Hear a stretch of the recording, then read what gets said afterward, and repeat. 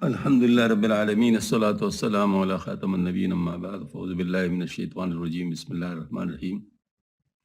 معزز خواتین و حضرات، آج اتوار کا دن ہے۔ اتوار کے دن بھی ہمارے ہاں حضرت مولانا روم رحمۃ اللہ علیہ کے شعراء افاق کتاب مسنی مولانا روم سے تعلیم ہوتی ہے۔ دفتر پنجم کے صدوم حکایت نمبر 117 سے ابتدا کی جا رہی ہے۔ کتاب کردان خر باروبا گدے کا لومڑی کو ملامت کرنا۔ پس بے آمد زود روبا نزد خر گفت خر از چوں تو یاری الحذر۔ پھر لومڑی فوراً گدے کے پاس آئی۔ گدے نے کہا تجھے ایسے دوست کی صحبت سے پرہیز ہی اچھا ہے۔ ناجواں مرچی کردم من تو را کی بپیش شیر نر بزدی مرا۔ ارے نالائق، میں نے تیرے کیا برا کیا جو تو مجھے شیر کے سامنے لے گئی۔ ہم چو کشدم کو گزد پائے فتح نہ رسیدہ عزب اورا آفتے۔ بچو کی طرح جو کسی جوان سے کوئی آفت پہنچے، بچو اس کے پاؤں پر ڈنک مارتا ہے۔ ان بچو کا ڈنک مارنا کسی عداوت و خصومت پر مبنی نہیں ہوتا، بلکہ اس کا تقاضۂ طبعی ہے۔ ایک بچو دریا کے کنارے پر بیٹھا، پار جانے کا رضامند تھا۔ کچھوے نظر آئے ترہم اسے اپنے پشت پر بٹھا لیا اور پار لے چلا۔ دریا کے وسط میں پہنچے تو اس نے محسوس کہ بچو اس کی سنگین کھوپڑی میں کچھ کٹ کٹ کر رہا ہے۔ پوچھا بھائی بچو یہ کیا حرکت ہے؟ وہ بولا بھائی کہ میں ڈنک مارنے کی کوشش کر رہا ہوں۔ پوچھا کہ میری نیکی کا یہ وجہ ہے؟ وہ بولا یہاں نیکی بدی کا سوال نہیں، ڈنک مارنا میری طبیعت کا خاص ہے، میں اس سے باہر نہیں رہ سکتا۔ اتنے سنتے ہی کچھوے صاحب نے پانی میں ڈبکی لگائی تو بچو غوطے کھانے لگا اور بولا بھائی کچھوے کیا کیا؟ اس نے کہا تمہاری طرح مجھے بھی اپنی طبیعت کا خاص یاد آ گیا، میں بھی اس سے مجبور و باز نہیں رہ سکتا۔ سچ کہا ہے، نیش اکرم ناس پیے کین اسب تزائے طبیعت اشین است۔ یا چو دیوی کو عدو جان ماس نہ رسیدہ زحمتش ازما و کاست۔ یا تو شیطان کی مانند ہے جو ہماری جان کا دشمن ہے، بحالی کہ ہماری طرف سے اس کی کوئی تکلیف و نقصان نہیں پہنچا آپ کو، بلکہ تب انخس میں جان آدمیس از ہلاک آدمی در خرمیس، بلکہ وہ طبعاً آدمی کی جان کا دشمن ہے، آدمی کی بربادی سے خوش ہے۔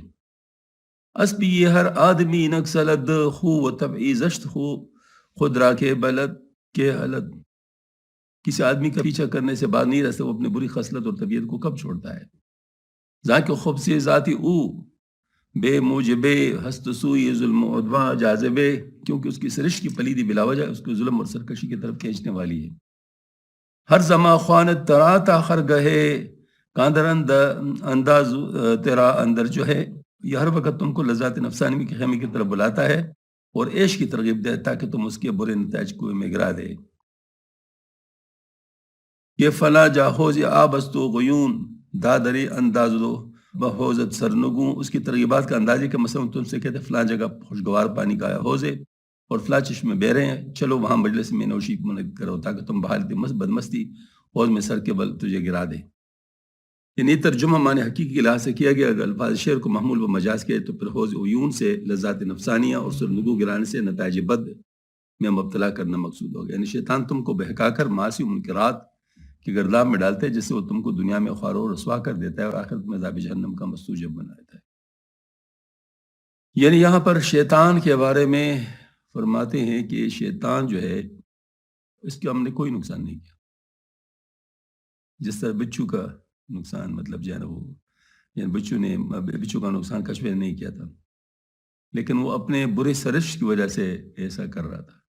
اس طرح شیطان جو ہے نا اپنے برے سرش کی وجہ سے مسلمان کو، ہر انسان کو نقصان پہنچاتا ہے، جنات کو بھی نقصان پہنچاتا ہے، حالانکہ انہوں نے اس کا کچھ بھی نہیں بگاڑا ہوتا۔ آدمی را با ہزارہ کر رفر اندر افکن آلہی در شور و شر۔ اس لعین نے انسان کو اس کے ہزاروں کر رفر کے باوجود شور و شر میں ڈال دیا ہے۔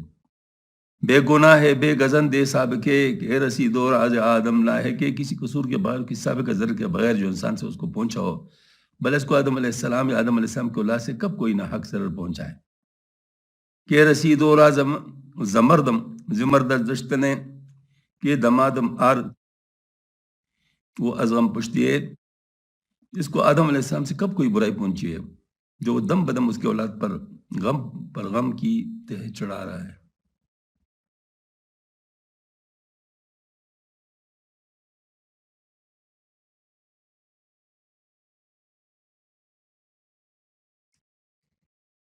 دفتر پنجم حصہ دوم حکایت نمبر 118.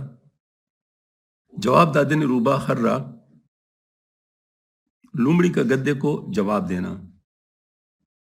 گفت روبا آتلسمے سہر بود کہ ترا در چشم آ شیر نمود. لومڑی نے کہا اوہو تم کس غلط فہمی میں پڑ گئے، وہ تو ایک جادو کی شکل تھی جو تمہاری نظر میں شیر دکھائی دیا. یعنی آپ دیکھیں نا دو ایسا ہو پھر کس طریقے سے.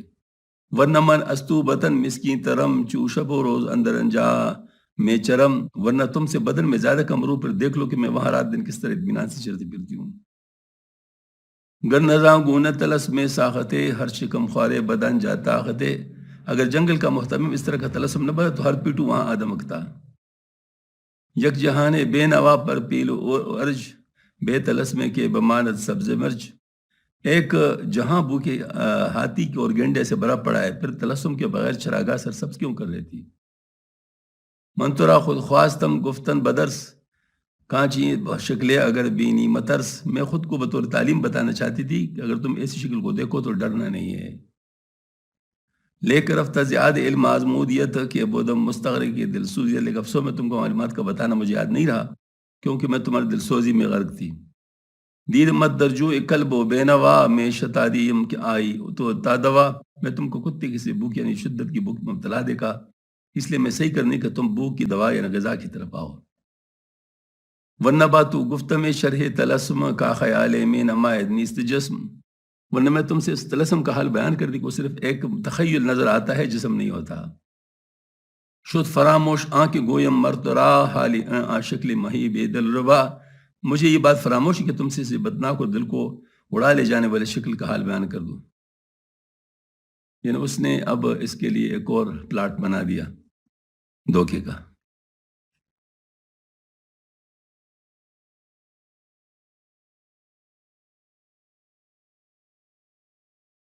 دفتر پنجم حصہ دوم حکایت 119. جواب دادنی خر روبارہ، گدے کا لومڑی کو جواب دینا. گفت رو رو ہی ز پیشم اے عدو تانبینم روئی تو اے زشت زو. گدے نے کہا ارے دشمن چلی جا میرے سامنے سے تاکہ بدصورت میں تیرا منہ نہ دیکھوں. آن خدائے کہ تیرا بدبخت کرد روئی زشت را وقی ہو سخت کرد. اس خدا تعالیٰ جس کو نے تجھ کو بدبخت کیا تیرے بری صورت کو بے حیا اور سخت بنائے. باخدا میں روئی میں آئی بمن ای چونی ساری ندارت گرگدن. تو کون سے منہ سے کے ساتھ میرے سامنے آ رہی. ایسے سخت روئی گینڈا بھی نہیں رکھتا. ساری بفتح سین و سکون عین. سخت روئی بے حیائی. گینڈا جب کسی چیز پر حملہ اور ہوتا ہے تو پھر کسی آفت یا خطرے سے نہیں جھجکتا، جو کچھ سامنے پڑے اسے فنا کر کے چھوڑ دے. رفت در خون و جانے میں آشکار کے ترامن رہبرم در مرغزار. تو اعلانیہ میرے خون کرنے اور جان لینے میں قدم رکھ چکی ہے اور تو نے مجھے ایک فریب دینا چاہے کہ میں چراگاہ میں لے جانے کے لیے تیرے رہبر ہوں. تابدی دم روئی اسرائیل را باز آوردی فن و تصویل را. یہاں تک کہ مجھے شیر کی صورت ملک الموت کا چہرہ دیکھنا پڑ گیا اور دوبارہ تو فریب الملکاری کا جال ساتھ لائی ہے. گرچہ من ننگی خرانم یا خرم جانورم جادارم ایرا کے خرم. اگرچہ میں گدوں کے لیے باعث آر ہوں یا گدا ہوں تاہم میں جانور ہوں جاندار ہوں. اس مکرو فریب کو کب پسند کرتا ہوں. آنچ من دیدم زہولی بے اما طفل دیدے پھر گشتے در زماں. جو بے بنا خطرہ میں نے دیکھا، اگر کوئی بچہ دیکھتا تو فوراً شدت سرما سے بوڑھا ہو جاتا. بے دل و بے جاں از نہیں بھی عاشقو سر نگو خود را درفت گندم ذکو. اس ہیبت سے سہم کر میں نے بے دل و جان ہونے کی حالت میں اپنے آپ کو پہاڑ سے اوندہ گرا لیا. بس تشد پائم وراندم از نہیب چو بدیدم عذاب بے حجیب.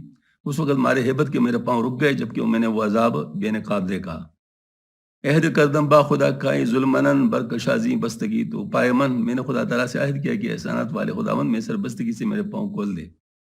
تاننوشم وسوسہ کس بعد زین عہد کردم نظر کردم اے معین. تو اس کے بعد میں کسی کے بہکاؤ میں نہیں ہوگا. اے مددگار حقیقی میں عہد کرتا ہوں، نظر مانتا ہوں. حق کو شادہ کرد دم پائے من زاں دعا اوزاری او ہے ہائے من. چنانچہ اللہ تعالیٰ میرے دعا اس فریاد کو اس وقت میرے پاؤں کھول دیے. ورنہ اندر من رسید شیر نر چو بدے در زیر پنجا شیر خر. ورنہ وہ شیر نر مجھے آ پڑا تھا، پھر شیر کے پنجے میں غریب گدے کا کیا حال ہوتا. بعض بفرستادت آ شیر اورین سوئی من از مکر اے بے اصل قرین. اے برے رفیق، پھر دوبارہ اس شیر بیشہ نے فریب کی غرض سے تجھ کو میری طرف بھیجا ہے۔ حق کے ذات پاک اللہ الصمد کی بود بامار بد ازیار بد، خداوند بے نیاز کی ذات پاک کی قسم ہے کہ برا سام برے ساتھی سے اچھا ہے۔ مارے بد جانے ستاند السلیم، یار بد آزو سوئی نارے جہیم، برا سام تو مرگزیدہ کی جان ہی لیتا ہے اور برا ساتھی جہنم کی طرف لے جاتا ہے۔ مارے بد زخم ار زند بر جان زند، مار بد زخم ار زند بر جان زند، یار بد بر جان و بر ایمان زند۔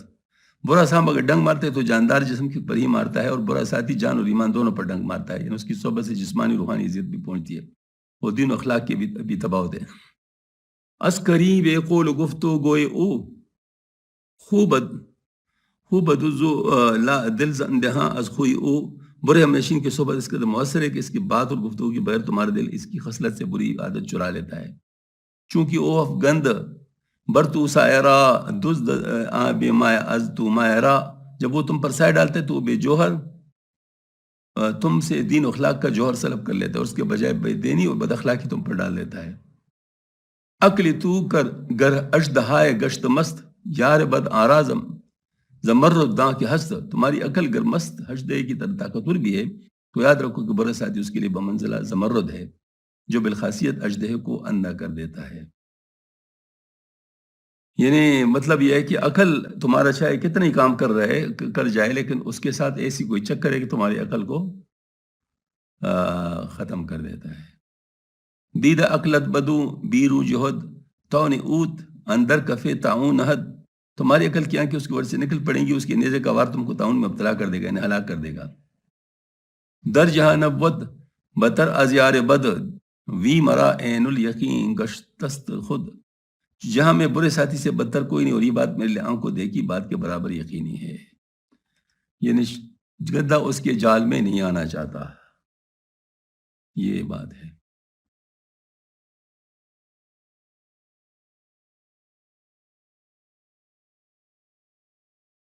دفتر پنجم میں صدوم مقاعد 120 پاسخ دادن روبا مرآں خر بار دیگر، لومڑی کا دوبارہ اس گدے کو جواب دینا۔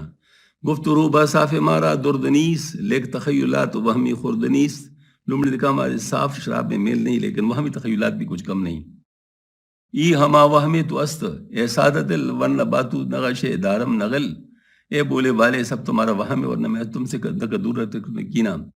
اس خیال زشت خود منگر بمن بر محبان اس چداری سوئی زن، تم اپنے برے خیال کی انک سے مجھے نہ دیکھو، تم دوستوں سے کیوں بدگمانی رکھتے ہو۔ ظن نیکو ہر برف خاں نے صفا گرچہ آیت ظاہر ازیشاں جفا، صاحب دل دوستوں سے نیک گمان رکھو گرچہ بظاہر ان سے ظلم کا سلوک نظر ہوتا ہے۔ آن خیال و وہم بچوں شد پدید صد ہزارہ یار از ہم برید، وہ خیال اور برا وہم جب ظاہر ہوا تو اس نے لاکھوں دوستوں میں تفرقہ ڈال دیا۔ خاصا من بدرگ نبودم زشت قسم، آنچی دیدی بد نبود بد تلسم، خصوصاً میں کوئی بد سرشت اور کوئی بری قسم کی مخلوق نہ تھی کہ تم سے ایسا فریب کرتی، اور جو تم نے دیکھا کچھ برا نہیں تھا بلکہ وہ تلسم تھا۔ ورب دیدے آن سے گالش قدر را افو فرمائند از یارا خطا، اور بفرض تقدیر وہ خیال فی الواقع خطرناک تھا تو دوستوں کی خطا معاف فرمائے۔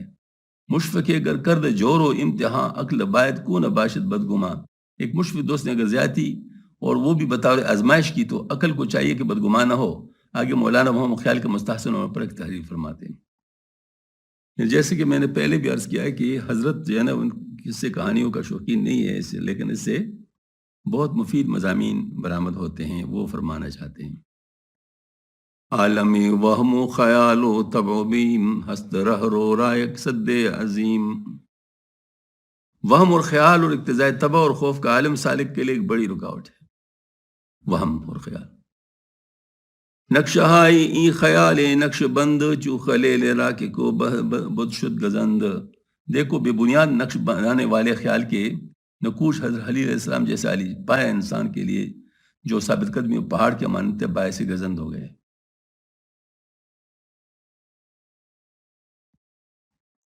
ہاں جی، مطلب یہ ہے کہ گفت ہاذا ربی ابراہیم رات، چونکہ اندر عالم وہم افتاد، چنانچہ ابراہیم علیہ السلام کے عاقل بھی جب عالم وہم میں پڑ گئے تو ستارے کو دیکھ کر کہا حاضر ربی یعنی یہ میرا پروردگار کہنے لگے ذکر کو ببرا چنی تعویل گفت آکسے کو گوہر تنزیل سفت. جب اس علی پائے انسان نے جو کلام الہی کے موتی پر ہوتا تھا ستارے کے خیال کا مطلب نکالا تو ہم لوگ کا کیا ہے. ان مشار میں ابراہیم علیہ السلام کے اقوا کی طرف اشارہ مختصر ہے کہ ان کی آیت کے کافر بادشاہ نمرود نے خواب میں دیکھا کہ ایک ستارہ نکلا ہے اور وہ بڑھتے بڑھتے اس کے روشنیوں کے آفتاب بھی اس کے آگے ماند پڑ گیا. اس نے اپنے جوتشیوں سے اس کی تعبیر پوچھی اور بولے کہ اس ملک میں تھوڑے عرصے کے بعد ایک لڑکا پیدا ہوگا جس کی بزرگی اور عظمت کے آگے تیرے شان و شوکت بالکل جاتی رہے گی اور تیرے دین و تیرے بادشاہ برباد ہو جائے گی. سن کر ابراہیم نمرود نے کہا کہ اس سال میرا مالدار میں جو لڑکا پیدا ہو اس کو فوراً قتل کیا جائے. حضرت ابراہیم علیہ السلام کی پیدائش اسی سال ہوئی مگر اللہ تعالیٰ نے کو نمرود کے شر سے محفوظ رکھا. جب وہ پیدا ہوئے تو اس کے ماں نے انہیں چھپا کر ایک غار میں لے گئی اور غار کا دہان ایک پتھر سے بند کر دیا. روزانہ خبر گیری کے لیے جاتے ان کو دودھ پلا دی. ابراہیم علیہ السلام تنہا خوش خرم غار میں بڑے انگوٹھا چوستے رہتے. خود بھی تفاسیر و سیر میں لکھا کہ ابراہیم علیہ السلام غار کے اندر ایک مہینہ میں اس قدر بڑھ رہے تھے جس کا ایک بچہ 1 سال میں نشو نما پاتا ہے. چنانچہ غار میں 15 مہینے رہا. اب وہ 15 سال کے نوجوان تھے. جب وہ غار سے باہر نکلے تو ایک ستارے کو دیکھا, کہا یہ میرا پروردگار. مگر جب وہ چھپ گیا تو کہا میں ایسی چیز سے محبت نہیں رکھتا جو ایک حال سے دوسرے حال میں بدل جائے. پھر چاند رسول کو باری باری ان کے معبود ہونے سے انکار کیا. آخر میں کہا سب چیزوں سے رجوع کر کے اس ذات پاک کی طرف توجہ کرتا ہوں جس نے آسمان کو پیدا کر میں مشرکوں میں سے نہ ہوں. اللہ تعالیٰ نے قرآن مجید میں ستاروں کا قصہ یوں بیان فرمایا وَكَذَلِكَ نُرِيَ إِبْرَاهِيمَ مَلَكُوتَ السَّمَاوَاتِ وَالْأَرْضِ لِيَكُونَ مِنَ الْمُوقِنِينَ فَلَمَّا جَنَّ عَلَيْهِ اللَّيْلُ رَأَىٰ كَوْكَبًا قَالَ هَٰذَا رَبِّي فَلَمَّا أَفَلَ قَالَ لَا أُحِبُّ الْآفِلِينَ فَلَمَّا رَأَى الْقَمَرَ بَازِغًا قَالَ هَٰذَا رَبِّي فَلَمَّا أَفَلَ قَالَ لَئِن لَّمْ يَهْدِنِ رَبِّي لَأَكُونَنَّ مِنَ الْقَوْمِ الظَّالِمِينَ فَلَمَّا رَأَى الشَّمْسَ بَازِغَةً قَالَ هَٰذَا رَبِّي أَكْبَرُ فَلَمَّا أَفَلَتْ قَالَ يَا قَوْمِ إِنِّي بَرِيءٌ مِّمَّا تُشْرِكُونَ إِنِّي وَجَهْتُ وَجْهِيَ الَّذِي فَطَرَ السَّمَاوَاتِ وَالْأَرْضَ حَنِيفًا وَمَا أَنَا مِنَ الْمُشْرِكِينَ.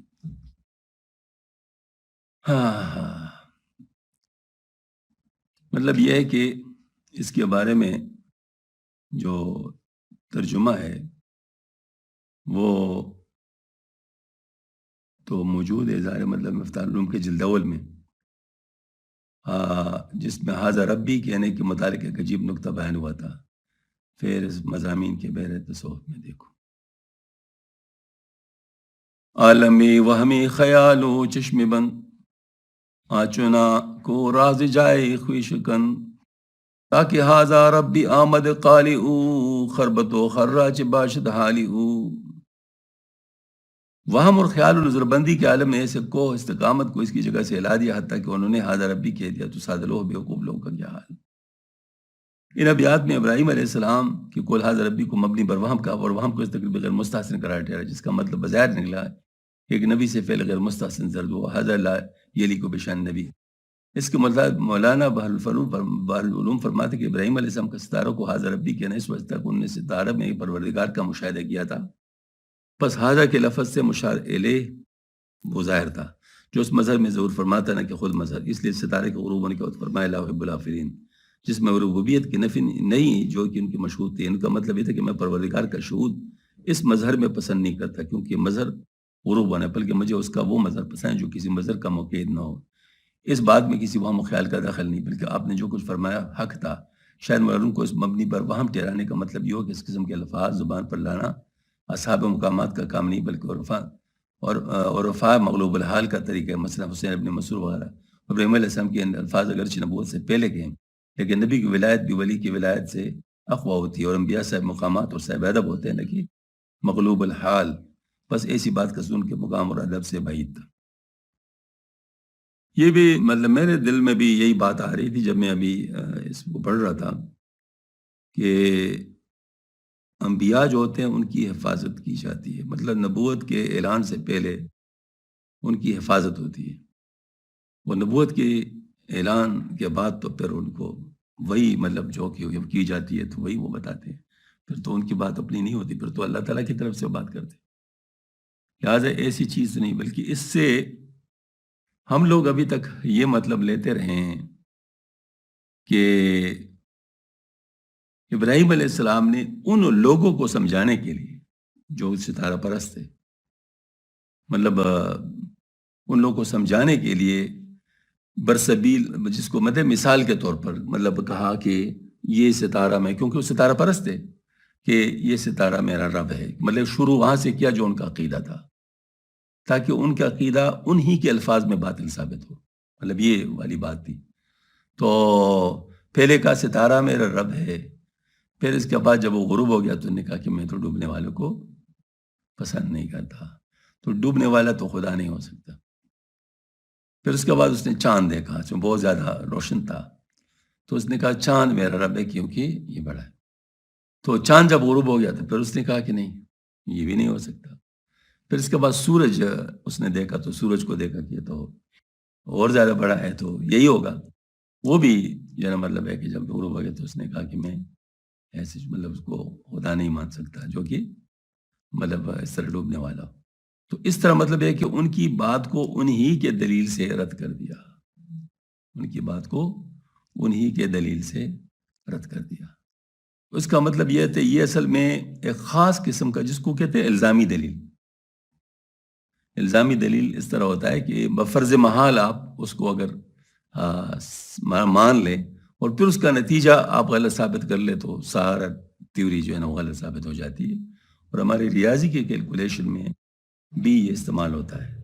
یعنی اس میں باقاعدہ ازیوم کیا جاتا ہے کوئی چیز یعنی فرض کیا جاتا ہے اور وہ مطلب یہ ہے کہ اس کے مطابق جب وہ ثابت نہیں ہوتا آخری نتیجہ تو ہم کہتے ہیں چونکہ اس سے وہ چیز ثابت نہیں ہوئی تو وہ یہ جو فرض کیا گیا تھا وہ غلط ہے اور اس کی غلطی کو ثابت کر دیا جاتا ہے. مطلب یہ طریقہ کار ہے. تو یہ اس قسم کی بات ہے. لیکن بہرحال اس کی مزید بھی تحقیق کروں گا کہ اصل بات کیا ہے کیونکہ پہلی دفعہ میرے ذہن میں سامنے آئے یہ بات. پہلے کبھی میرے سامنے یہ بات نہیں آئی تھی. اور مولانا روم رحمۃ اللہ جب اس قسم کی باتیں کرتے ہیں تو اکثر وہ بھی اس طرح کرتے ہیں کہ جو چیزیں مروج ہوتی ہے جیسے فرضی عقائد بھی بیان کرتے ہیں. فرضی عقائد بیان کرتے ہیں وہ جن کا کوئی وجود نہیں ہوتا جیسے کتے کی کہانی ہے طوطے کی کہانی ہے تو وہ تو کوئی بات ہی نہیں ہوتی ظاہر مطلب وہ تو ہو ہی نہیں سکتا. لیکن وہ ان کی بھی باتیں کر کے پھر اس کو مطلب وہ اپنے منزل کی طرف لے جاتے اپنی باتوں کو اس سے ثابت کرتے ہیں. تو اس طریقے سے مطلب جو عوام میں مشہور باتیں ہوتی ہیں وہ اسی طرح بیان کر کے اس سے اپنے مفاہیم کو ثابت کر کے آگے بڑھتے ہیں. مطلب یہ ہے کہ وہ اس کو اس کے بارے میں اس کی صحیح اور غلط ہونے کے بارے میں بات نہیں کرتے.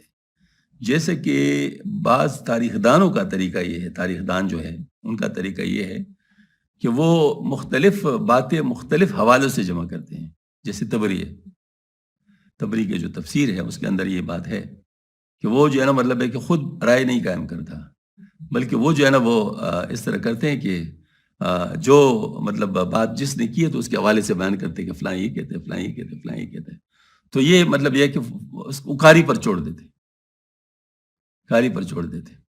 اس سے جو ہے نا مطلب یہ ہے کہ یہ مطلب بعض حضرات کی اپنی تقریر طریقہ کار ہوتا ہے تو ہم اس طریقہ کار پر وہ نہیں کرتے. البتہ اس واقعے کی تحقیق ہمارے اپنے ذمہ ہے کہ ہم اس واقعے کی تحقیق کر لیں کہ اصل بات کیا تھی. مسند تفاسیر میں اس کے بارے میں کیا فرمایا گیا ہے. غرق گشتہ عقل ہائے چو جبال در بہارے وہم گرداب خیال. وہ عقل جو اپنی عظمت و بلندی میں پہاڑوں کے مانند ہے وہم کے سمندروں اور خیال کے گرداب میں غرق ہو گئی. وہ عقل جو اپنی عظمت و بلندی میں پہاڑوں وہم کے سمندروں اور خیال کے گرداب میں غرق ہو گئی. مطلب عقل جو ہے وہ واقعی بہت بڑی دولت ہے لیکن اگر وہ کسی خیال اور وہم میں پڑ جائے تو پھر وہ اس کے حساب سے اسی عقلی زور کے ذریعے سے بہت آگے بہت ساری چیزیں ویسے ہی فرض کر کے آگے بڑھتا ہے اور اس سے اس کو مسائل ہوتے ہیں. یہ بات بالکل صحیح ہے. یہ جو شکی لوگ ہوتے ہیں شکی بعض لوگ کو جو ہے وضو میں شک ہوتا ہے نا تو یہ جو شکی ہوتے ہیں تو یہ باقاعدہ اتنی باریک باریک باتوں کو سامنے لاتے ہیں کہ یہاں سے یہ ہو چکا ہو یہ ہو چکا ہوگا یہ ہو چکا ہو یہ ہو چکا ہوگا اور ایک پوری کہانی بنا لیتے ہیں اور اپنی ذہانت سے بناتے ہیں. باقی لوگ کو اس کی طرف ذہن بھی نہیں جاتا کہ اس طرح بھی ہو سکتا ہے لیکن ان کا ذہن جاتا ہے. تو اس کا مطلب ذہین تو ہوتے ہیں لیکن ان کا ذہن مطلب اس چیز کا وہم کا شکار ہو چکا ہوتا ہے لہٰذا وہم کی وجہ سے وہ تانے بانے بن رہے ہوتے ہیں اور کہاں سے کہاں بات پہنچ جاتی. تو پھر شریعت نے بہت آسانی کے ساتھ اس کا حل کیا ہے. شریعت نے یہاں تک اس کا حل کیا ہے کہ جس کو اس قسم کی بیماری اور شک ہو تو ان کو کہہ دیتے ہیں کہ وہ پانی کا چینٹا ادھر مارے تو پھر اگر کبھی شک اس کو آئے کہ تو خود میں نے چینٹا مارا تھا، تو مطلب ظاہر ہے وہ اگر گیلا ہے تو اس وجہ سے گیلا ہے، یعنی اس کی وجہ کہ چونکہ اللہ جل شانہ کو ہمارے پریشانی تو منظور نہیں ہے نا، وہ تو ہم سے ابدیت چاہتے ہیں، یعنی بندگی چاہتے ہیں، تو بندگی اگر ہے تو بس کافی ہے نا۔ غرق گشتہ عقل ہائے چوں جبال در بہار وہم و گرداب خیال، وہ عقلیں جو اپنی عظمت و بلندی میں پہاڑوں کے ماننے وہم کے سمندر و خیال کے گرداب میں غرق ہو گئی۔ کوہ بارہ ہستزی طوفان فضوح کو امانے جو اس کے در کشتی نوح، پہاڑوں تک اس طوفان سے رسوائی پیش آتی ہے سوائے نوح علیہ السلام کی کشتی کی کہاں پناہ ہے، یعنی وہ خیال کا طوفان عقل کو بھی جو پہاڑ کی طرف پائیدار اور اٹل ہے متزلزل کر دیتا ہے، پس مرشد کامل ہی کے پناہ میں جو بمنزل کشتی نوح علیہ السلام ہے اس سے نجات مل سکتی۔ اس میں ایک بہت بڑا نقطہ ہے، اور وہ نقطہ یہ ہے مرشد کامل اگرچہ ایک انسان ہی ہے، لیکن وہ اللہ تعالیٰ کے صفت ہادی کا خلافت کے لحاظ سے مظہر ہے۔ خلافت کے لحاظ سے کیا مطلب ہے؟ یہ بات میں نے ایک دفعہ ایک بیان میں کہی تھی، تو دو بڑے پروفیسر تھے، وہ راستے میں کھڑے ہو گئے۔ میں نے کہا کہ شیخ جو ہوتا ہے وہ اللہ پاک کی صفت ہادی کا مظہر ہوتا ہے۔ کھڑے ہو گئے میں، تو مجھے کہا کہ شاہ صاحب یہ آپ کی بات ہضم نہیں ہو رہی، ساری بڑی بات ہے یہ آپ کی بات ہضم نہیں ہو رہی۔ ان میں سے ایک ریاضی دان تھا، میتھمیٹیشین تھا، دوسرے فزسٹ تھا۔ میں نے اس میتھمیٹیشین سے کہا کہ میں نے کہا کہ ٹرانزیٹو پراپرٹی آپ جانتے ہیں؟ کہتے ہیں ہاں بالکل جانتا ہوں۔ میں نے کہا یہ کیا ہوتا ہے؟ کہتے ہیں if A is equal to B and B is equal to C then A is equal to C، یعنی اگر الف بے کے برابر ہو بے تے کے برابر ہے تو الف تے کے برابر ہے، اس کا مطلب ہے۔ میں نے کہا اچھا ٹھیک ہے مان لیا۔ میں نے کہا آپ صلی اللہ علیہ وسلم اللہ تعالیٰ کے صفت ہادی کا مظہر ہے یا نہیں ہے؟ کہتے ہیں بالکل ہے۔ تو میں نے کہا آپ صلی اللہ علیہ وسلم کا خلیفہ جو ہے وہ اس صفت میں آپ صلی اللہ علیہ وسلم کا نائب ہے یا نہیں ہے؟ کہتے ہیں۔ تو میں نے کہا پھر وہ کیا ہوا؟ کہتے وہ بھی ہو گیا۔ میں نے کہا پھر اس کا خلیفہ وہ بھی ہو گیا، پھر اس کا خلیفہ کہ وہ بھی ہو گیا۔ میں نے کہا آپ کے سامنے تو شیخ ہی ہے نا۔ کہتے بس سمجھ آ گئی، سمجھ آ گئی۔ تو اس کا مطلب یہ ہے کہ چونکہ خلیفہ جو ہوتا ہے، اور واقعی جو صحیح معنی میں خلیفہ ہوتا ہے، یعنی جن کو نسبت منتقل ہو چکی ہوتی صحیح معنی میں مال حکمت، تو ان کے لیے اللہ تعالیٰ کی طرف سے یہ انتظام ہوتا ہے کہ اس کے مرید کا جو مسئلہ ہوتا ہے اس کا حقیقی جواب ان کے دل پہ اللہ پاک ڈال دیتے۔ اس میں اس کا کمال نہیں ہوتا، وہ تو اللہ تعالیٰ اصل میں وہ تو اللہ کی طرف متوجہ ہے۔ اب مثال کے طور پر کوئی مطلب کھڑکی سے کوئی چیز مل رہی ہے، تو کھڑکی کے سامنے کھڑا ہونے کا مطلب کیا ہے؟ وہ کھڑکی سے سامنے کھڑا ہے، کھڑکی کے سامنے کھڑا نہیں ہے، بلکہ کھڑکی سے جو دینے والا ہے اس کی طرف اس کے سامنے کھڑا ہے۔ بات سمجھ میں آ رہی نا؟ تو وہ جو کھڑکی کے سامنے کھڑا ہے وہ کھڑکی وہ دینے والے کے سامنے اصل میں کھڑا ہے، اور کھڑکی سے جو نکل رہا ہے وہ اصل میں وہ دینے والے کی وجہ سے نکل رہا ہے۔ تو اسی طریقے سے شیخ کے زبان پر جو آتا ہے، شیخ کے دل میں جو آتا ہے مرید کے اصلاح کے لیے، وہ اصل میں شیخ نہیں دے رہا ہوتا بلکہ اللہ تعالیٰ دے رہے ہوتے ہیں۔ یہ والی بات ہے۔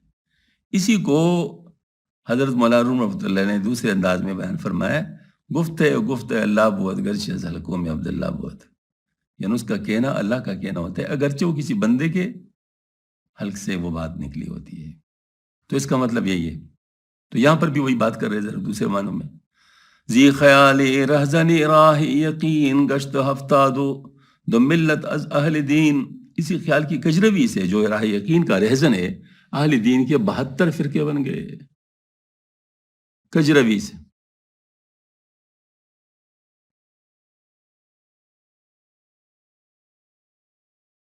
دیکھیں اب یہ شعر اگر اس وقت مجھے یاد ہوتا، جو وہاں پر رومی کانفرنس ہوا تھا سرگودا میں، جس میں ایک آغا خانی نے حضرت کا ایک غزل سنایا تھا، جس میں انہوں نے کہا کہ میں 72 کے بعد میں 73 کے 73 فرقوں کے ساتھ ہوں۔ تو اس نے سمجھایا، مطلب سمجھانے چاہا کہ گویا کہ یہ فرقے کچھ بھی نہیں ہے، سارے ٹھیک ہے نا. اس وقت تو اس سے یہ چیز مطلب سامنے آ رہی تھی. تو اس وقت اللہ پاک نے میرے زبان پر ڈال دیا سبحان اللہ، میرے زبان پہ اللہ پاک نے یہ ڈالا بالکل اخیر میں، کہ میں نے کہا کہ اصل میں فرقہ جو ہوتا ہے وہ کسی خاص سچ پر مبنی ہوتا ہے، ورنہ اس کو کون مانے. مثلا اہل قرآن ہے جو حدیث کا انکار کرنے والے ہیں، تو قرآن تو سچ ہے نا، قرآن تو سچ ہے، قرآن میں تو غلطی نہیں ہے، لیکن انہیں سے متلال غلط کر لیا تو فرقہ گمراہ ہے لیکن قرآن سچ ہے. اس طرح حدیث کا نام لے کر جو گمراہ ہو چکے ہیں، تو ظاہر حدیث تو سچ ہے لیکن ہاں ظاہر مطلب ہے کہ وہ گمراہ ہے. اس طرح جن نے اہل بیت کا نام لے کے وہ باتیں کی بنائی، تو اہل بیت تو حق ہے لیکن وہ گمراہ ہے. تو اس طریقے سے ہر فرقے کے ساتھ کوئی نہ کوئی سچ ہوتا ہے جس کی بنیاد پر وہ قائم ہوتا ہے. تو میں نے عرض کیا کہ مولانا روم فرماتے ہیں کہ میں 73 کے 73 سچوں کے ساتھ ہوں. جس سچ پر جو فرقہ بگڑا ہے اس سچ کے ساتھ میں ہوں. تو اس پر لوگ بہت زیادہ خوش تھے کیونکہ ظاہر پریشان ہو گئے تھے، تو بہت زیادہ انہوں نے کلیپنگ کی. تو اصل میں یہاں پر دیکھو نا حضرت کیا فرما رہے ہیں، بالکل واضح طور پر فرما رہے ہیں، نہیں فرما رہے زی خیالی رہزنی راہی یقین گشت ہفتہ دو ملت از اہل دین. کہتے اس خیال کی کجروی سے جو راہ یقین کا رہزن ہے، اہل دین کے بعد طرف فرقے بن گئے ہیں. کجروی یعنی صراط مستقیم سے ہٹ گئے. صرف ایک ہے نا صحیح، 73 تو حضرت نے بیان فرما دیا نا، وہی حدیث شریف کی بات بیان فرما دی نا کہ صرف ایک حق پر ہوگا اور باقی گمراہ ہوں گے. مرد این کارست از وہم و خیال موئی ابر رانمی گو ید ہلال. یہ بالکل وہی بات ہے جیسے مجدد صاحب رحمۃ اللہ علیہ کے مکتوبات شریف سے بعض لوگوں نے غلط باتیں نکالی اور انہوں نے اپنے غلط باتوں کو مجدد صاحب رحمۃ اللہ کی طرف منسوب کیا کہ حضرت یہ فرماتے، حالانکہ حضرت کی دوسرے مکتوبات شریف ان چیزوں کی تشریح فرماتے ہیں. تو یہ اسی طریقے سے حضرت مولانا روم رحمۃ اللہ علیہ کی طرف اس نے وہ چیز منسوب کر دی، حالانکہ مولانا روم رحمۃ اللہ کا یہ شعر یہ بھی تو حضرت ہی کا ہے، تو اس کو رد کر رہا ہے، مطلب اس کو صاف طور پہ بیان کر رہا ہے. ہاں یعنی ہاں صاحب یقین وہ ہم خیال سے بچتا ہے، وہ ابرو کے بال کو ہلال نہیں کہتا، وہ ابرو کے بال کو ہلال نہیں کہتا. سبحان اللہ. انس رضی اللہ عنہ کی روایت والا کہ انس رضی اللہ عنہ نے کہا کہ میں نے ہلال دیکھا. تو ایک صاحب آئے، انہوں نے دیکھا کہ ایک بال سامنے آ چکا ہے، اس کو ہٹایا، پھر پوچھا کہ حضرت اب بھی نظر آ رہے؟ فرمایا اب تو نظر نہیں آ رہا. تو پتہ چلا کہ وہ تو بال ہی تھا جو سامنے نظر آ رہا تھا، اس کو ہلال بن گیا تھا. تو گوئے کہ اس طرف اشارہ ہو گیا کہ موئی ابرورا نمی گوید ہلال واقعہ نوری عمر نبود سند موئی ابروئی کجیرا ہشتند. اور جس شخص کے لیے حضرت عمر رضی اللہ کا نور بصیرت پشپ نہ ہو، اس کو ابرو کا ایک ٹیڑھا بال گمراہ کر دیتا ہے. مطلب یہ قصہ کی طرف جو مثنوی شریف کے دفتر دوم کے والے کے خلاصے سے عمر رضی اللہ کے عہد میں لوگ ہلال دیکھ رہے، ایک شخص نے کہا مجھے ہلال نظر آ رہا ہے، حالانکہ ہلال طلوع نہیں ہوا تھا اور ہزار لوگ میں سے کسی اور کو نظر نہیں آتا. عمر اس شخص کو حکم دے کے پانی میں ہاتھ تر کر کے منہ پر پیرو، پھر ہلال کو دیکھو نظر آتے ہیں نہیں. اس نے حکم کی تعمیل کی تو پھر ہلال نظر نہیں آیا. عمر رضی اللہ عنہ لوگوں کو بتایا کہ اس کے ابرو کا خمدار ہلال آنکھ کے سامنے آ گیا تھا، اس نے ہلال کا نقشہ آنکھوں میں جما دیا تھا. یہ دونوں باتیں سچی. عمر رضی اللہ عنہ کے وقت میں بھی ایسا ہوا تھا اور حضرت نے ان کو حکم دیا کہ اپنے چہرے پہ ہاتھ پھیرو، تو پھیرا تو پھر نہیں تھا. تو یہ دو روایتیں آثار صحابہ میں سے یہ غلط شہادت کو عقل کے ذریعے سے رد کرنے کی ہمیں دلیل کے طور پر ملتے ہیں آثار صحابہ میں، کہ اس کو ہم کہتے ہیں کہ کسی کا دعویٰ جو ہے کہ میں نے چاند دیکھا وہ کافی نہیں ہے جب تک اس کو یقینی طور پر ثابت نہ کیا جا سکے کہ ہاں یہ واقعی ہلال ہی تھا. اس وجہ سے اس پر جرح ہونا لازمی ہے تاکہ معلوم ہو جائے کہ واقعی اس نے ہلال دیکھا تھا یا نہیں دیکھا تھا. 100,000 کشتی باہول سہم تختہ تختہ گشت در دریائے وہم. لاکھوں کشتیاں جو دہشت اور خوف کے ساتھ ڈگمگا گئیں، وہم کے دریا میں ٹوٹ کر تختہ تختہ ہو گئی ہیں. انسان کو پہلے خوف عارض ہوتا ہے، پھر اس کا وہم مختلف خوفناک تصورات پیدا کرنے لگے. ابھی جیسے کرونا، اگر کسی کو مطلب یہ ہے کہ خوف ہو گیا کورونا سے، اگر کورونا سے خوف نہ ہو تو وہم کیوں آئے گا؟ اگر کورونا سے خوف، اب کورونا سے خوف اس کی پبلسٹی بہت زیادہ کر دی گئی میڈیا کے ذریعے سے اور دوسرے ذریعے سے، وہ ایک انتہائی خوفناک ماحول کو بنا دیا گیا۔ اب اس کے بعد ہر شخص کے اپنا اپنا وہم بھی موجود ہے، تو جس وقت کورونا سے خوف آ گیا تو ذہن نے بہت سارے نقشے خود ہی کھینچنا شروع کر لیے کہ یہ بھی کورونا ہو سکتا ہے، یہ بھی کورونا ہو سکتا ہے، یہ بھی کورونا ہو سکتا ہے۔ مطلب یہ ہے کہ وہ وہم اس میں برابر ہونے لگا۔ تو یہ حضرت یہ فرما رہے ہیں کہ پہلے خوف آتا ہے، پھر اس کے ذریعے سے کچھ خوفناک تخیلات اس قسم کی چیزیں آتی ہیں، وہ بن جاتی ہیں۔ کم تری فرعون جستو فی لصوف ماہی او در برج وہم در خسوف، دور نہ جاؤ، کم از کم فرعون کو دیکھو جو بڑا چالاک اور بزم خود دانا تھا، اس کا فلسوف کا چاند وہم کی گردن میں بے نور ہے۔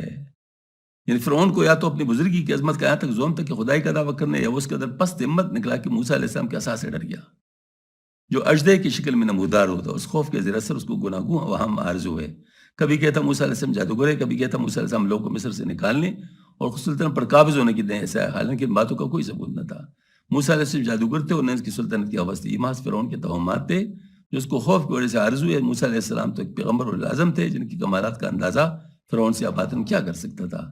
ہم کہتے ہیں بدکار عورت کے باطن کا اندازہ لگانا بھی مشکل ہے، اس کے مطابق جو کیا اس کو وہ محض وہم بنوا، چنانچہ فرماتے ہیں کس نداد روس بھی زن کی استعان وہاں کی داند نبودش بر خود گما، بدکار عورت جو شریف خاندان کی طرف برقع پہنے اس کو کوئی نہیں جانتا کہ کون ہے، اور جو اس کے کرتوت کو جانتا ہے اس کو اپنے اوپر اس کے کرتوت کا گمان نہیں ہوتا۔ یعنی کثیر الوہم آدمی جاہل بجہل مرکب ہوتے ہیں۔ عام لوگ تو کسی کے لباس پرسائی میں دے کر پرسا سمجھتے ہیں، مگر توہم پرست کو اس کے متعلق گناگوں شکوک و شبہات ہو جاتے ہیں، اور اپنے متعلق اس کو کچھ خیال نہیں آتا کہ میں نے بدعمالی کے کیا کیا بوجھ ہوئے ہیں۔ ایک شخص چوری، غبن، زنا وغیرہ کے تمام کبائر میں ملوث تھا، مگر وہ محض معاصی پر فخر کا اظہار بھی کر چکا تھا۔ بدقسمتی سل کے مرض میں مبتلا ہو گیا۔ ایک دن وہ شدت مایوسی میں اپنے دوست سے کہتا ہے کہ میں نے کبھی کوئی گناہ نہیں کیا تھا، پھر معلوم نہیں مجھ پر یہ مصیبت کیوں پڑی۔ جیل مرکب کی ایسی مثالیں اور بھی بہت دیکھنے میں آئی ہیں۔ یہ تو بالکل تقریباً یہ ثابت ہے کہ جب کسی پر کوئی مصیبت آتی ہے تو بعض دفعہ بجائے استغفار کے وہ کہتا ہے کہ پتہ نہیں کس وجہ سے مجھ پر آئی ہے، مطلب یہ تکلیف کس پر آئی، یعنی اپنے گناہوں کا ادراک نہیں ہوتا ان کو، اور آدمی سمجھتا ہے کہ میں تو پاک ہوں، پتہ نہیں میرے ساتھ ایسا کیوں ہو رہا ہے، حالانکہ ایسا نہیں ہوتا۔ اللہ جل شانہ کبھی بھی کسی کے ساتھ ناانصافی نہیں فرماتے۔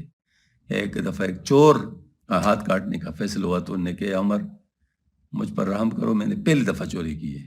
عمر نے کہا نہیں، ایسا نہیں ہو سکتا، اللہ پاک کم از کم 3 دفعہ چانس دیتا ہے، یہ نہیں ہو سکتا کہ پہلی دفعہ آپ کو پکڑوا دے، کم از کم تو نے 3 دفعہ ضرور کیا ہے۔ ہاں جی، مطلب یہ کہ موقع دیتا ہے، مطلب سوچنے کا موقع دیتا ہے۔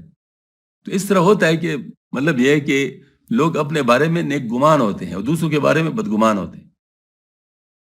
یہ ترجمہ رسبی صفت مقدم اور زن موصوف مؤخر کی تقریر پر کیا ہے، اور اگر رسبی زن کا کلمہ مرکب صفت و موصوف قدر کی، یعنی وہ شخص جس کی عورت بدکار ہو، تو ترجمہ یوں کہ کوئی آدمی کسی دیوس کے گھر کا حال نہیں جانتا، اور جو شخص جانتا ہے اس کو اپنے گھر کے متعلق یہ خیال نہیں تھا کہ خود اس کی عورت کیا گل کھلا رہی ہے۔ آگے اسے متوہم اور جاہل کو فرماتے ہیں چو تیرا وہمی تو دارد خیر سر اس کر دی گرد وہم آدگر، جب تیرا خود اپنا وہم تجھ کو جاہل بنائے رکھتا ہے تو کسی دوسرے آدمی کے وہم کا علاج کرنے کے در پہ کیوں ہے؟ دوسروں کو نصیحت خود میں فضیحت، اس طرح جو ناقص مشائخ آپ خود ہی میں مبتلا ہیں، وہ دوسروں کو ترکی خود ہی کا سبق کیا دیں گے؟ اب مولانا اس بات کو بطور افتراض خود اپنے ساتھ منسوب کر کے فرماتے ہیں عاجز من ازمنی خشتن چی نشینی پرمنی تو پیش من، میں خود اپنی خودی کو فنا کرنے سے عاجز ہوں، تو پھر تو جو خودی سے لوریز ہے میرے سامنے کیا بیٹھا ہے، میں تیرے خودی کو کیا مٹا سکتا ہوں؟ خفترا خفتہ کے کنت بیلار ازمنو ما ہر کی این در میں زند عاشقی خستو برلا میں تند، جو شخص خودی انانیت کے ساتھ اس دروازے کو کھٹکھٹاتا ہے وہ اس راستے کو کیا حق طے کرے گا؟ جو خود اپنے خودی کا عاشق ہے اور خواہ مخواہ فنا کے مقام کا مدعی ہے، بقائے خودی میں فنا کہاں؟ یہاں پر ذرا ایک بات کہنا ضروری ہے۔ علامہ اقبال خودی کو ایک بہت بڑی اونچی صفت بتاتے ہیں، خودی۔ علامہ اقبال کی خودی اردو کی نہیں، وہی فارسی کی ہے، مطلب ظاہر ہے وہ یہ ایک ہی چیز ہے۔ کیونکہ انہوں نے لی ہے ادھر سے. وہ خودی کو بہت بلند صفت بتاتا ہے. خودی کو کر بلند اتنا کہ ہر تقدیر سے پہلے خدا بندے سے خود پوچھے بتا تیری رضا کیا ہے. اس طرح خودی خودی ہے تیغ فسا لا الہ الا اللہ. ہاں جی، وہ اس طرح مطلب جو ہے نا اور بھی کلام ہے حضرت. تو یہاں پر خودی کی رد ہے. باقاعدہ مولانا رحمۃ اللہ مطلب وہ رد کر رہے خودی کا. یہ کیا مسئلہ ہے؟ وہ اصل میں اس میں ایک بہت بڑی بات ہے، لیکن وہ بات شاید علامہ اقبال اپنے زندگی میں شاید گمان یہ نہیں کر سکے کہ لوگ اس حد تک لے جائیں گے، تو انہوں نے اس کی تشریح نہیں کی، ورنہ کرتے تو پھر ظاہر موجود ہوتا. وہ یہ ہے کہ علامہ اقبال کی خودی ہے، یہ ایک آدمی کی نہیں ہے، یہ قوم کی ہے. یہ قوم کی ہے. اور مولانا روم رحمۃ اللہ علیہ کی خودی جو ہے وہ ایک فرد کی ہے. سمجھ میں آ گئی نا بات؟ تو فرد کے لیے خودی کیا ہے؟ جہالت ہے، اپنے اوپر نظر. اور قوم کے لیے خودی جو ہے وہ اچھے صفات کا اظہار ہے اور اس کے اوپر جمنا ہے. سمجھ میں آ گئی نا؟ مطلب اللہ تعالیٰ نے جو صفات کسی قوم کو دی ہوتی ہے ان صفات کو اپنے ہاتھ سے نہ جانے دے. میں آپ کو اس کی ایک مثال دیتا ہوں. ہم حج پہ تھے، ہمارے ساتھ حاجی عبد المنان صاحب، مطلب ان کے نگرانی میں ہم نے حج کیا تھا. تو ہم جا رہے تھے طواف زیارت کے لیے، اور ایک جی ایم سی آئی، اس کے لیے حضرت نے ہاتھ دے دیا تو جی ایم سی کھڑی ہو گئی. اس سے ایک آدمی نکلا اور عرب لباس میں، اور اتنی تیز تیز زبان کے ساتھ جو ہے نا وہ جو ہے نا وہ باتیں کرنا لگے، جو غصے سے نکل بیٹھ جاؤ، یہ کرو وہ کرو، مطلب جیسے کسی کو کچھ سمجھتے ہی نہیں ہو. تو ان کو ایسے ملوں کو بٹھا دیا. تو حضرت کھڑے رہے. حاجی عبد الرحمان صاحب مجھے کہا، جب وہ سب لوگ بیٹھ گئے تو ہم دونوں ڈرائیور کے ساتھ آگے سیٹ پر بیٹھ گئے. اور جس وقت بیٹھ گئے تو حاجی عبد المنان صاحب نے ان سے بہت آرام سے اردو میں پوچھا، آپ کہاں سے تشریف لائے؟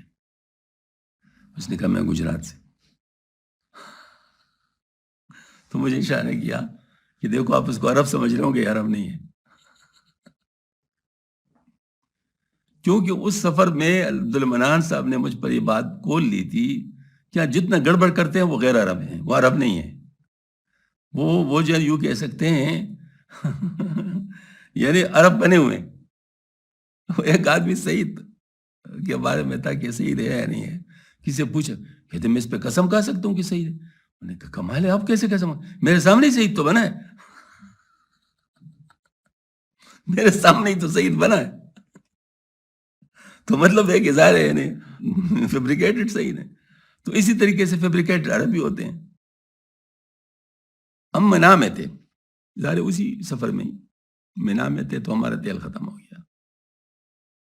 تو حاجی عبد الرحمان صاحب نے مجھے اپنے ساتھ لے لیا، میرے ہاتھ پکڑ مجھے کہتا آؤ میں تمہیں اصلی عرب دکھاؤں، میں تمہیں اصلی عرب دکھاؤں.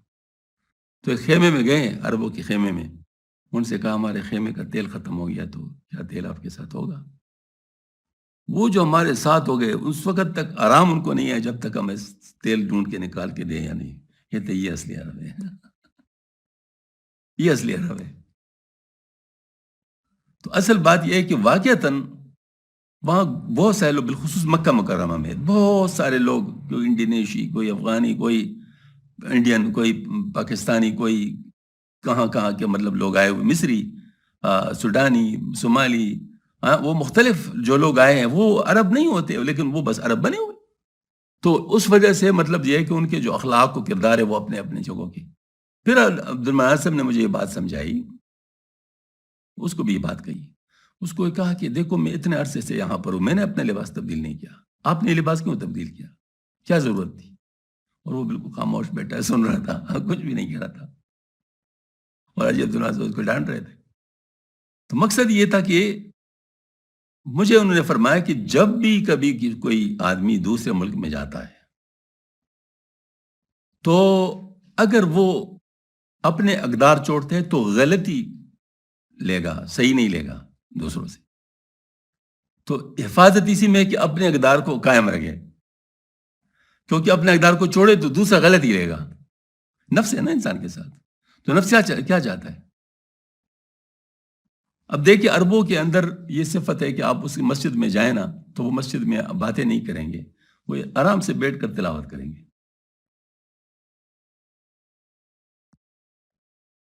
پہلے جا کر 2 رکعت صلاۃ تحیۃ المسجد پڑھیں گے، یہ ان کا دستور ہے، مطلب پورا پکا. اور پھر اس کے بعد قرآن پاک لے کے جو ہے نا بیٹھ جائیں گے اور قرآن پاک پڑھیں گے. اس کے علاوہ اور کوئی بات نہیں کریں، آپس میں باتیں کریں گے. ہاں جی، ہمارے لوگ کیا کرتے ہیں؟ ہمارے لوگ تو ایسے نہیں کرتے نا. اب بات یہ ہے کہ وہاں ان کی غلطیاں بھی ہیں. اب اس طرح ہے کہ وہاں سے کوئی آتا ہے تو یہ دعاتیں نہیں لاتا ساتھ کہ صلاۃ تحیۃ المسجد پڑھے اور قرآن پڑھے اور دنیا کی باتیں نہ کرے، مسجد میں بیٹھ رہے، آرام سے بیٹھے رہیں، عبادت کرتے رہیں. کیا لاتا ہے؟ بغیر ٹوپی کی نماز پڑھنا لاتا ہے. ٹوپی اتار دے گا اور نماز کے اندر خارش، عمل کثیر، مطلب ہر وقت یہ چیزیں لائے گا اور غصے سے باتیں کرنا لائے گا. سمجھ میں آ گئی نا بات؟ کوئی اچھی چیز وہاں سے کوئی نہیں لاتا. اصل میں یہی بات ہے کہ اگر آپ اپنی چیزوں کو نہیں مطلب مینٹین رکھتے تو پھر بری خصلتیں ہی آپ اپنائیں گے. تو یہ اصل میں یہی پر مطلب ہے، جو خود ہی یہاں ہے کہ قوم اپنی اچھی خصلتوں کو نہ چھوڑے. ہاں جی، یہ تم اپنے، وہ اللہ مان نے کسی ایک آدمی کو نہیں کہا بلکہ پورے قوم کو کہا کہ تمہیں تو اللہ نے چنے ہوا ہے، تم کیوں جو ہے نا مطلب ہے کہ اتنے ذلیل حرکتیں کرو. وہ شکایت ہے مجھے یا رب خداوندان مکتب سے سبق شاہی بچوں کو دے رہے خاک بازی کا. ہاں جی، مجھے مطلب جو ہے نا وہ یہ جو اسکول کے استاد ہیں ان سے شکایت ہے کہ یہ جو ہے نا وہ شاہین کے بچوں کو مطلب جو ہے نا وہ خاک پہ لوٹنے والے کی طرح وہ ترغیب دے رہے ہیں، مطلب ان پہ چلانے کی کوشش کر رہے ہیں. تو یہ مطلب گویا کہ وہ قوم کی بات کر رہے تھے. تو قوم کی بات میں خودی کا مطلب اور ہوتا ہے اور فرد کی صورت میں خودی کا مطلب اور ہوتا ہے. اب یہ جو بے خودی ہے نا، بے خودی، مولانا روم رحمۃ اللہ نے دونوں چیزیں بیان کی ہے، بے خودی بھی بیان کی ہے اور خودی بھی بیان کی ہے. اور مولانا روم فرماتے بے خودی سے ہی اصل خودی نکلتی ہے. اور اس کا ایک شعر ہے، یہاں پر ایک سادہ آدمی تبلیغی جماعت کے آدمی تھے، انتہائی سادہ آدمی ہے. ہاں جی، گل احمد غالباً اس کا نام ہے. ہاں جی، وہ آ کر مجھ سے کہنے لگے شاہ صاحب آپ مولانا روم رحمۃ اللہ کے اشعار کی تشریح کرتے، ایک شعر کی تشریح کر سکتے؟ مولانا روم کا شعر ہے. میں نے کہا کیا ہے؟ کہتے ہیں کہ جوہد کن در بے خودی خدرا بیاب، ختم شد واللہ عالم بالثواب. ختم شد واللہ عالم بالثواب، یعنی کوشش کر کس چیز میں؟ بے خودی حاصل کرنے میں. تو خود کو پالو، بے خودی حاصل کر لو تو خود کو پالو اور بس بات ختم ہو گئی. یہی چیز کافی ہے. خود مشد واللہ عالم بالثواب، اس کی تشریح کریں.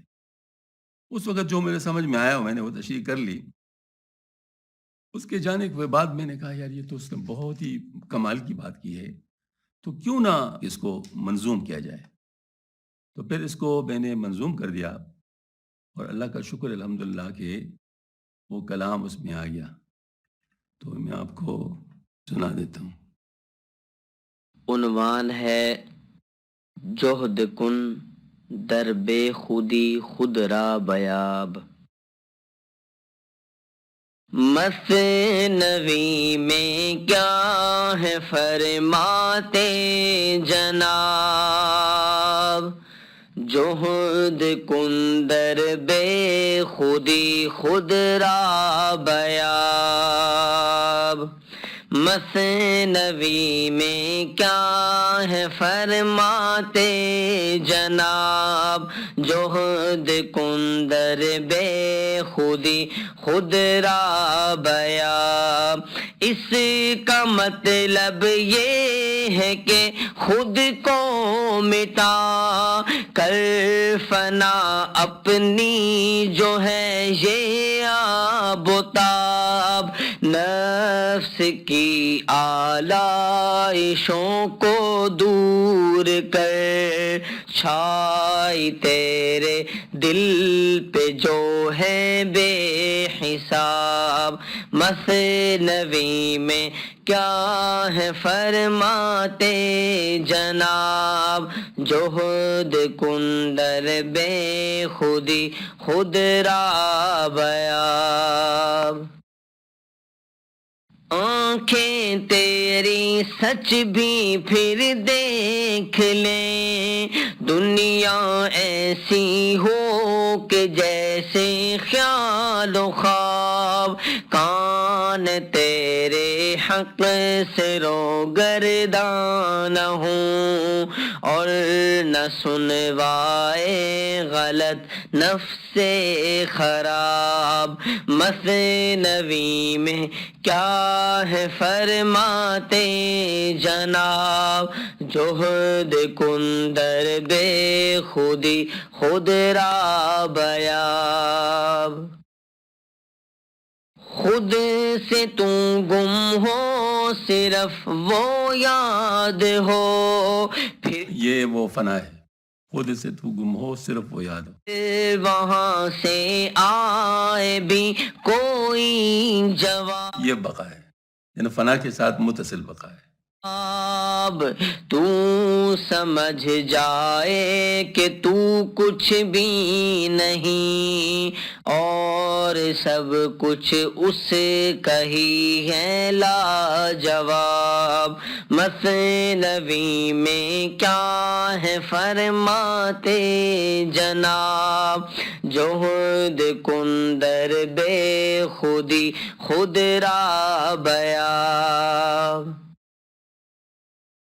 اپنے خود کو عشق میں معدوم کر, تو بقا کا پھر کھلے گا تجھ پہ باب, جس میں تم اس کا ہی ہے اور وہ تیرا. من کان للہ کان اللہ لہ. ہر وقت سنتا ہو تم اس کا خطاب. الہام ربانی. مثنوی میں کیا ہے فرماتے جناب, جہد کن در بے خودی خود را بیاب.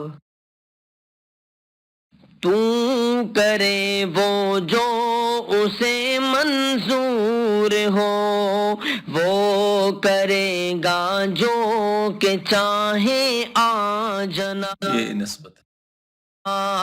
خود کو پہچانو شبیر کہ کیا ہو تم, ختم شد واللہ اعلم بالصواب. کیا جواب ہے کہ ہم کیا ہے؟